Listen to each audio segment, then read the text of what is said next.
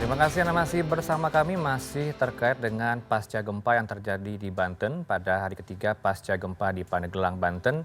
Dengan kekuatan 6,6 magnitudo tidak ada perubahan aktivitas dari warga. Dan untuk mengetahui kondisi terkini dari Banten, kita telah terhubung melalui sambungan telepon dengan produser lapangan kami yang berada di Banten, Irin Wardani. Selamat siang, Irin. Irin, bagaimana keadaan warga usai gempa pada Jumat kemarin di tempat Anda melaporkan saat ini? Ya, Heranov, selamat siang. Tidak ada sebenarnya perubahan aktivitas dari warga sendiri, terutama yang tinggal di berdekatan dengan pusat gempa atau yang di wilayah pesisir, yang rumahnya rusak atau tempat-tempat lain yang terdampak gempa. Mereka dari kemarin bahkan pasca gempa itu sudah melakukan upaya sendiri, upaya membersihkan rumahnya sendiri, tanpa bantuan dari pemerintah. Kenapa saya bilang tanpa bantuan dari pemerintah? Karena baru hari kedua, dan itu pun siang hari, sore hari, pemerintah masih terus melakukan koordinasi, namun tidak ada upaya terjun langsung begitu, Heranov. Jadi hanya pemantauan saja, pendataan, dan bahkan kalau kita ngomong pendataan, sampai saat ini belum ada data jelas sebenarnya berapa jumlah rumah warga, berapa layanan kesehatan, berapa jumlah tempat sekolah atau bangunan sekolah yang rusak. Kalau kita merujuk data dari BNPB sudah 1.000 lebih rusaknya, tapi data-data dari kecamatan itu masih sekitar ratusan. Kecamatan Sumur sendiri mengatakan bahwa mereka sudah mendata sekitar 400-an rumah yang terdampak. Tapi itu beda lagi, data dari Babinsa beda lagi. Kalau data dari Babinsa dan bahkan dari kepolisian mengatakan bahwa di Kecamatan Sumur sendiri hanya 30-an rumah warga yang rusak, termasuk sekolah di dalamnya. Jadi kalau kita ngomong soal data, sampai sekarang data masih simpang siur. Kalau bantuan, barusan tadi saya lihat bantuan dari Kementerian Sosial, mobil 2 truk, bantuan Kementerian Sosial datang mengarah ke daerah Cisaat. Kalau tadi ada kunjungan dari Menteri PMK sendiri memberikan bantuan kepada warga, tapi kalau kita lihat isinya, saya mendapatkan informasi dari warga sekitar, isi bantuannya bukan yang dibutuhkan oleh masyarakat, karena isi bantuannya adalah hand sanitizer dan masker, sedangkan mereka sudah menyiapkan hand sanitizer dan masker sendiri untuk mereka sendiri. Yang dibutuhkan warga yang tidak bisa menghuni rumahnya lagi adalah selain sembako tentu saja juga selimut, karena malam hari mereka harus tidur di luar, tidak di tempat pengungsian, karena sampai sekarang saya tidak melihat ada tempat pengungsian. Sekarang, Heranov, kalau bisa saya informasikan, saya berdiri berada di lapangan yang pada saat pasca gempa itu di dapur dibangun dapur umum. Namun sekarang dapur umumnya sudah tidak beroperasi. Sebenarnya dari kemarin dapur umumnya tidak beroperasi. Ketika kami tanyakan kenapa tidak beroperasi, karena warga pastinya tentu saja membutuhkan makanan atau bantuan makanan, mereka mengatakan bahwa belum ada instruksi untuk dapur umum ini beroperasi. Sehingga tadi juga saya sempat berbincang-bincang dengan salah satu personil mengatakan bahwa dari kemarin memang belum ada instruksi mereka untuk memberi makan pasukan yang standby. Jumlah pasukan gabungan yang standby untuk dapur umum itu sekitar 1.500-an. Tidak hanya dari Brimob saja, tapi juga dari BPBD dan juga relawan. Itu sekitar 1.500, tapi tidak ada kegiatan untuk membagi-bagikan makanan atau warga mengakses dapur umum ini. Kalau di posko sendiri, Heranov, posko ramai ketika kami datang pagi hari kemarin pagi hari. Namun ketika sore hari kami ke sana sudah mulai sepi, dan bahkan malam hari kami ke sana, posko tidak bisa diakses oleh warga. Media juga tidak bisa mengakses data di posko bencana, dan posko gelap gulita. Tadi pagi kami ke sana sudah tidak ada aktivitas posko lagi, hanya ada bangunan tenda-tenda posko dan juga spanduk yang bertuliskan posko tanggap bencana. Seperti itu, Heranov. Ya, banyak hal yang bisa Anda kritisi dan kita dengarkan dari laporan Anda terkait simpang siur data, kemudian juga banyak warga yang tidak mendapatkan kebutuhan layaknya mereka dapatkan sekarang. Tapi Anda mungkin bisa gambarkan sejauh ini dari kawasan Sumur, Pandeglang, Banten, situasinya seperti apa? Irin, apakah listrik masih padam? Kemudian sekolah-sekolah di sana seperti apa kondisinya dan aktivitas warga sejauh mana? Sampai dengan posko-posko juga belum ada informasi yang bisa didapatkan oleh wartawan di sana. Iya, kalau untuk aktivitas warga bisa saya katakan aktivitas warga sudah berjalan normal, kecuali warga yang rumahnya rubuh, jadi mereka harus membersihkan rumahnya, sudah kembali ke rumah. Heranov, kemarin hari kedua pasca gempa kami berkunjung ke hunian tetap, karena kami mendapat informasi bahwa beberapa warga itu kemudian mengevakuasi diri ke hunian tetap. Hunian tetap itu adalah sebuah bangunan yang baru saja dioperasikan atau baru saja dihuni selama 3 bulan, itu untuk warga korban tsunami. Sehingga warga yang mendatangi sana, korban gempa mendatangi sana, sebenarnya ada catatan penting. Warga yang menghuni di hunian tetap atau warga korban gempa yang menghuni di hunian tetap itu tidak bisa serta-merta langsung masuk ke hunian tetap yang kosong karena semuanya sudah hampir dihuni, sehingga mereka menumpang ke warga yang korban tsunami yang sudah berada di hunian tetap itu sebelumnya. Dan ketika pagi hari, subuh sekitar pukul 5, mereka sudah kembali ke rumahnya masing-masing karena merasa sudah aman. Jadi aktivitas sudah kembali normal. Begitupun warga yang berada di kawasan-kawasan yang terdampak gempa, yang tidak melakukan evakuasi diri, mereka dari malam mengatakan bahwa ketika gempa terjadi, mereka hanya mengungsi ke hutan, kemudian menunggu sekitar 2-3 jam, kemudian turun lagi. Karena di hutan itu gelap, tidak ada bahan-bahan yang bahan makanan atau pakaian yang bisa mereka bawa karena suasananya mereka langsung melarikan diri. Memang kalau bisa saya ceritakan ada 2 tipikal warga di sini. Ada yang trauma karena tsunami dan ada warga yang saya temuin mengatakan bahwa mereka sudah terbiasa dengan gempa, jadi terlalu santai. Yang tsunami itu masih bertahan di beberapa titik pengungsian, tapi pengungsian yang dibangun oleh warga sendiri, bukan di tempat-tempat pengungsian yang selama ini kita bayangkan atau selama ini kita lihat pengungsian yang dibangun tenda. Mereka berada di masjid-masjid, mereka ada di tempat-tempat keluarganya yang aman seperti itu. Baru mereka kembali ke rumahnya di hari kedua kemarin, siang hari, Heranov, seperti itu. Nah, kemudian warga selama ini melakukan upaya mitigasi sendiri, early warning systemnya sendiri.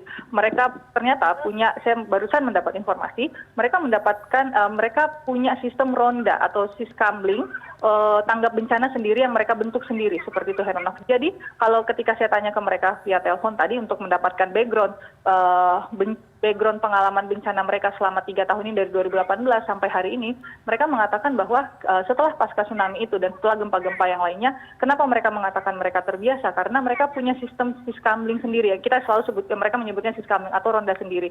Jadi kalau ada tanda-tanda kebencanaan mereka dikumpulkan, mereka melakukan evakuasi sendiri. Perempuannya melakukan evakuasi ke tempat yang aman, laki-lakinya berjaga di rumahnya.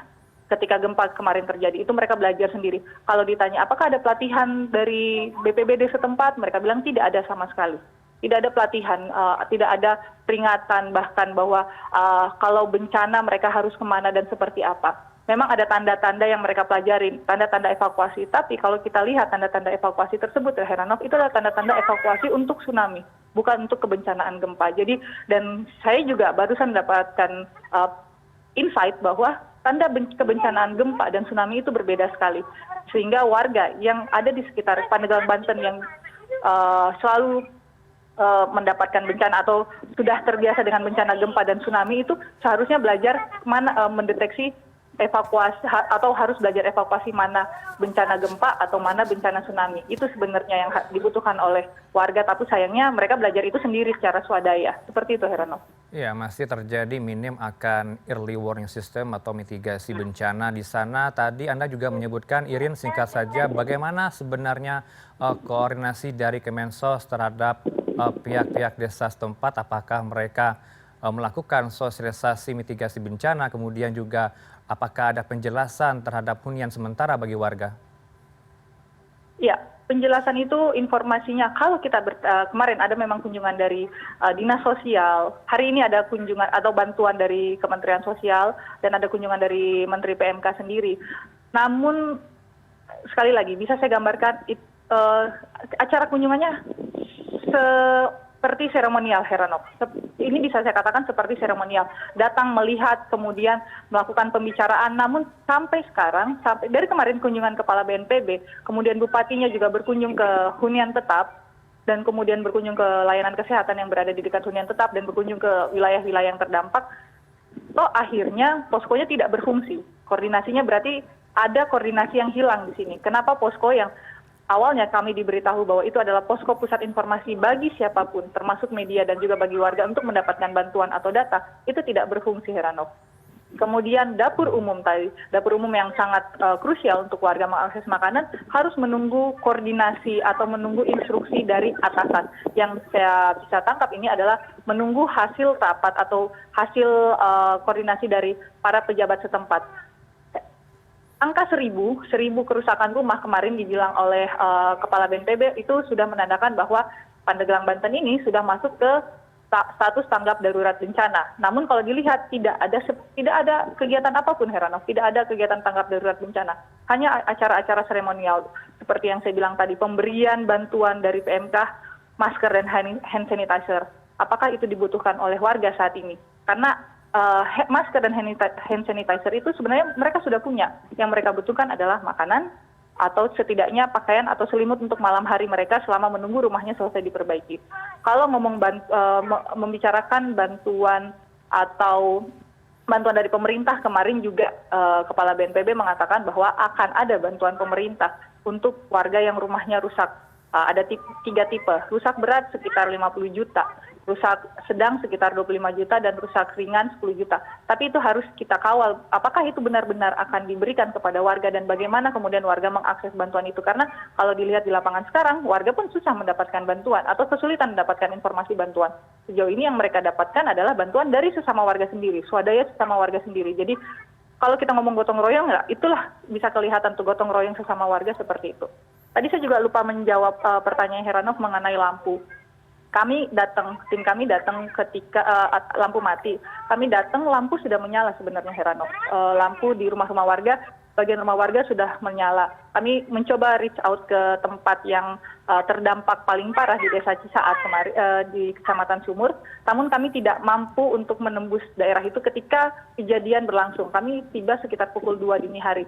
Karena bukan lampu PLN atau penerangan di rumah warga yang tidak ada, tapi penerangan jalannya yang tidak ada Heranov. Jadi jalan di sini mengarah ke tempat-tempat, ke desa-desa yang terdampak itu selain jalannya rusak, penerangan jalan tidak ada. Dan jalur evakuasi pun sendiri diakuin warga itu susah untuk diakses.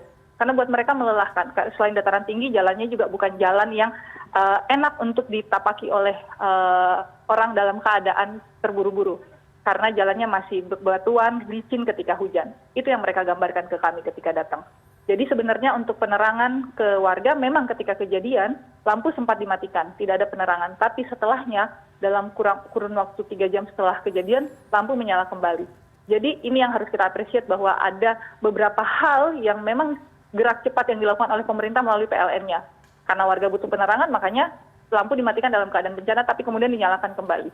Seperti itu, Heranov. Baik, sejumlah persoalan harus dibereskan oleh pejabat setempat, apalagi soal makanan, pangan, obat-obatan, dan kebutuhan air bersih. Ini paling utama dari pasca gempa di Banten. Terima kasih atas laporan komprehensif Anda.